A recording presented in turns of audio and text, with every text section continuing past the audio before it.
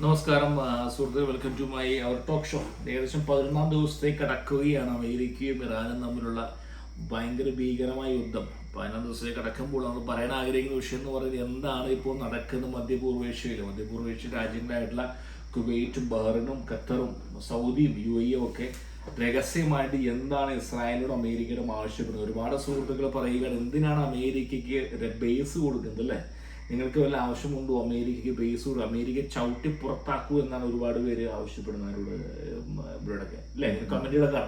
അപ്പൊ യഥാർത്ഥത്തിൽ എന്താണ് രഹസ്യമായി പറയുന്നത്, ഈ ദേശങ്ങൾ എവിടേക്കാണ് യുദ്ധത്തിന്റെ പോക്ക്, യുദ്ധം അടുത്ത കാലത്ത് തീരുമോ, ഇത്തരത്തിലുള്ള കാര്യങ്ങളൊക്കെ ഡിസ്കസ് ചെയ്യാൻ പോകുന്നു.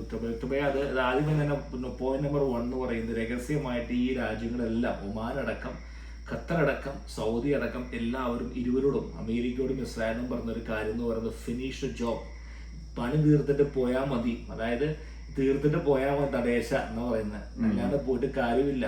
അതായത് ഈ വിനാശകാരിയായിട്ടുള്ള ഈ റെജീം അവിടെ ഉണ്ടെങ്കിൽ ഈ പറയുന്ന 7ഓളം ദേശങ്ങൾ അല്ലെ, മുസ്ലിം ദേശങ്ങളായിട്ടുള്ള, ഞാൻ പേരുകൾ വീണ്ടും പറയുന്നില്ല, ആ ദേശങ്ങൾക്ക് സ്വൈര്യമായി അവിടെ വിഹരിക്കാൻ സാധിക്കില്ല എന്ന് ഉറപ്പുള്ളത് കൊണ്ട് അവരുടെ ആവശ്യപ്രകാരമാണ് അമേരിക്ക ഈ ആക്രമണം അയച്ചുകൊണ്ടിരിക്കുന്നത്. അതെല്ലാം അമേരിക്കയുടെ ആവശ്യപ്രകാരമല്ല അവർക്ക് അവിടെ നിൽക്കാൻ. ഇപ്പോൾ നമ്മുടെ അടുത്ത എക്സാമ്പിൾ നോക്കുമ്പോൾ സൗദിയിലാണെങ്കിൽ ഈ റെഡ് സീനെ ഈ ഹോർമുസ് എന്നുള്ള കടലിടുക്കിൽ മറികടക്കാനാണ് അവരുടെ പൈപ്പ് ലൈൻ, അവിടെ ചെങ്കടലിൽ ഹൂതികൾ സൗദിയുമായിട്ട് ഏറ്റുമുട്ടലിലേക്ക് കിടക്കുകയാണ് അല്ലെ. ഒരു തരത്തിലും സൗദിയെ ഇത്രയധികം ഭീഷണിപ്പെടുത്തുന്നത്. അപ്പൊ അതുകൊണ്ട് ഒന്നെങ്കിൽ ഇറാൻ അല്ലെങ്കിൽ പ്രോക്സി, ഈ പറയുന്ന ഹൂതികളോ അല്ലെങ്കിൽ ഹമാസോ അല്ലെങ്കിൽ ഹിസ്ബുള്ള, ഈ പറയുന്ന ഏതെങ്കിലും ഒരു ഏജൻസികൾ ഈ പറയുന്ന 7ഓളം ദേശങ്ങളെ ഇന്നല്ലെങ്കിൽ നാളെ അവരെ ഈ പറയുന്ന പോലെ അവരെ ഭീകരാന്തരീക്ഷം സൃഷ്ടിക്കും ഉറപ്പുള്ളത് കൊണ്ട് അവർ രഹസ്യമായിട്ട് പറയുകയാണ് ഇസ്രായേലിനോട് ഫിനിഷ് ദ ജോബ് അല്ലേ. അതാണ് സാറിന്റെ അഭിപ്രായത്തിനെ പറ്റി ടേക്ക് ഓഫ് യു. ഓക്കെ, അപ്പൊ ഇതിന്റെ ഒരു ആമുഖമായിട്ട് ഞാൻ പറയുമ്പോൾ, നമ്മള് 2016 ട്രംപ് ഭരണകൂടം അധികാരത്തിൽ വരുന്ന കാലഘട്ടം തൊട്ട് നമ്മൾ ഇതിനെ കുറിച്ച് ഇത് ചെയ്യേണ്ടതുണ്ട്. അന്ന് അദ്ദേഹം കൊണ്ടുവന്ന ഒരു ആശയമാണ് അബ്രാഹമിക് അക്കോർഡ്. ആ അബ്രാഹമിക് അക്കോർഡും, അതായത് അബ്രാഹത്തിന്റെ മക്കള്, അതായത് നമുക്കറിയുന്ന പോലെ ജൂതന്മാരും ക്രിസ്ത്യാനികളും മുസ്ലിമുകളും ഇബ്രാഹിം, ഒരു വിഭാഗം ഇബ്രാഹിം എന്ന് വിളിക്കുന്നു.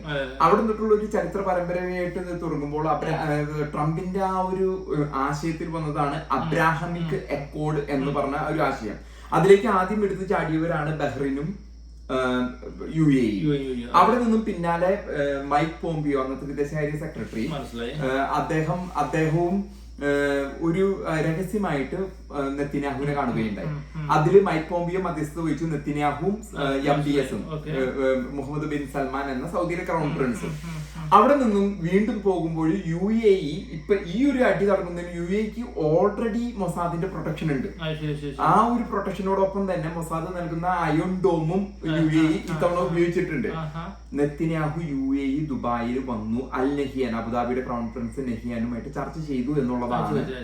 അപ്പൊ ഇങ്ങനെ പിണഞ്ഞു കിടക്കുന്ന ബന്ധങ്ങളാണ്. മറ്റൊരു കാര്യം നമ്മൾ മനസ്സിലാക്കേണ്ടത്, United Arab Emirates, Dubai, Sharjah, Abu Dhabi പോലെയുള്ള രാജ്യങ്ങള് മുൻകാലങ്ങളില് ഇവരുമായിട്ട് രഹസ്യമായിട്ട് ഒരു ഏറ്റവും അടുപ്പം ഈ സുന്നി രാജ്യങ്ങളിൽ, താങ്കൾ ഈ പ്രതിപാദിച്ച 7 രാജ്യങ്ങള്, സൗദി അറേബ്യ, കുവൈറ്റ്, ബഹ്റൈൻ, നമ്മളുടെ മലയാളികൾ തിങ്ങി പാർക്കുന്ന ആ പ്രദേശം, ഓയിലും ഒരു പ്രതാപത്തിൽ എത്തിക്കുന്ന അറബ് രാജ്യങ്ങള്, ഈ രാജ്യങ്ങള് പണ്ട് മുതലേ ഇപ്പൊ ഇതിൽ ചില രാജ്യങ്ങള് രഹസ്യമായിട്ട്, പ്രത്യേകിച്ച് UAE രഹസ്യമായിട്ട് ഇറാനുമായിട്ട് ഒരു ബന്ധം ഉണ്ടായിരുന്നു. ഇപ്പോഴത്തെ അതിനുശേഷം UAEയിൽ അൽ നഹിയാൻ തന്നെയാണ് റഷ്യൻ പ്രസിഡന്റ് പുടിനെയും ട്രംപിനെയും വെച്ചിട്ട് ഇറാനെ അടിക്കാനായിട്ട്, കാരണം അവര് സുന്നി ഷിയ അടിയാണ് നടന്നിരുന്നത്. ഒപ്പം ഇതില് വേറൊരു പങ്ക് വഹിച്ചിരുന്നത് ബഹ്റിൻ ഫുള്ളി അമേരിക്കൻ ഒരു രീതിയിലേക്ക് മാറാനായിട്ട് ആഗ്രഹിക്കുന്നത്, UAEക്കാളും കൂടുതലായിട്ട് മാറാൻ ആഗ്രഹിക്കുന്ന ഒരു രാജ്യമാണ്. അപ്പൊ ഇത് താങ്കളിപ്പോ നമ്മൾ ചർച്ച ചെയ്യുന്ന വിഷയം, രഹസ്യമായിട്ട് ഇവർക്ക് ബന്ധങ്ങളുണ്ടോ? എല്ലാ ഗൾഫ് രാജ്യങ്ങൾക്കും, കാരണം പണം വരുന്നു, സമ്പത്ത് വരുന്നു, അതിനെ നശിപ്പിക്കാൻ ആരും നോക്കുന്നു എന്ന് അവർ ശ്രദ്ധിക്കും.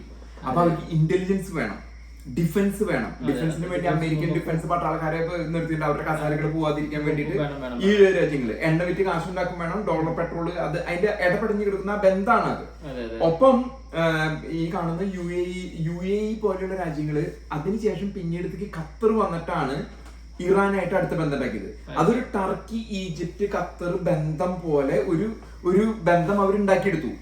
ഇപ്പൊ താങ്കൾ പറഞ്ഞ കാര്യം വളരെ വ്യക്തമായിട്ട് ഇപ്പൊ ഇന്ന് ലോകത്തിന് മുമ്പിലേക്ക് വന്നിരിക്കുന്ന പല തരത്തിലുള്ള ഇന്റലിജൻസ് ഷെയറിങ്ങും ഡിഫൻസ് കോർപ്പറേഷനും, അത് UAE പ്രത്യേകമായിട്ട് ഡിഫൻസ് കോർപ്പറേഷനും ഈ രാജ്യങ്ങളുമായിട്ട് ഇസ്രായേൽ നടത്തിയിരുന്നു. അതാണ് ഇറാൻ ഇത്രമാത്രം UAE ആക്രമിക്കാൻ. പിന്നീട് വരുന്ന വിവരങ്ങൾ $3 ബില്യൺ ക്യാഷ് ആയിട്ട് ഇറാന് കൊടുത്തിട്ടാണ് ഇപ്പൊ UAE അടിക്കാണ്ടിരിക്കുന്നത്. ഇനി $3 ബില്യൺ UAE രഹസ്യമായിട്ട് കൊടുത്തു ഞങ്ങൾ അടിക്കേണ്ടി. അതുകൊണ്ടാണ് ഇപ്പൊ അടിക്കാത്തത്.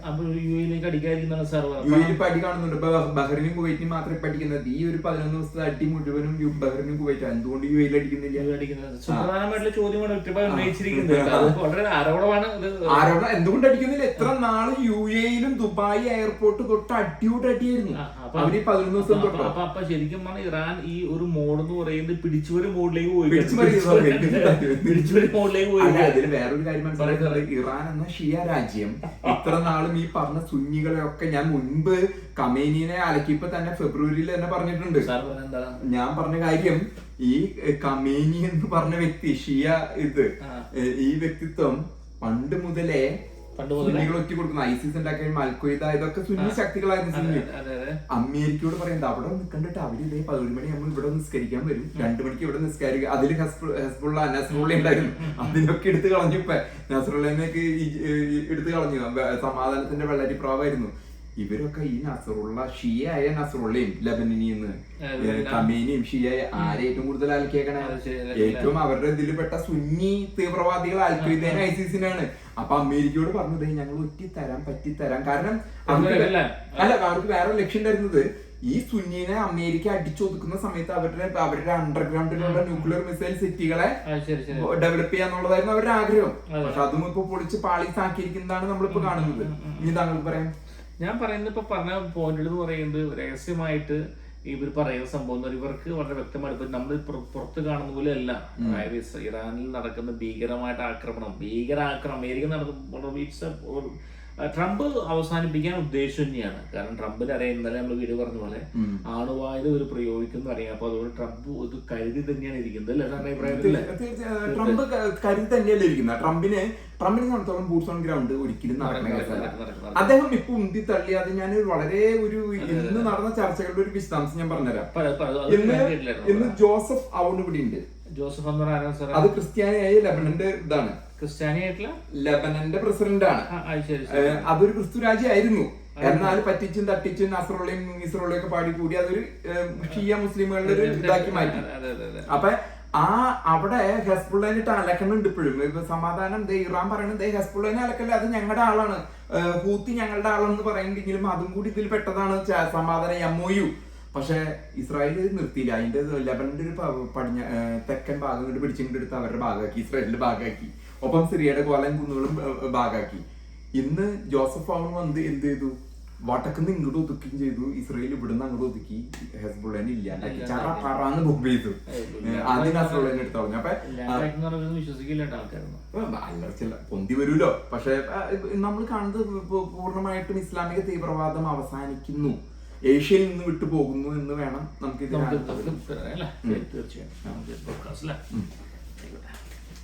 ഞാൻ ഒരു സിംഗിൾ കൊടുത്തോട്ടെ സാറേ.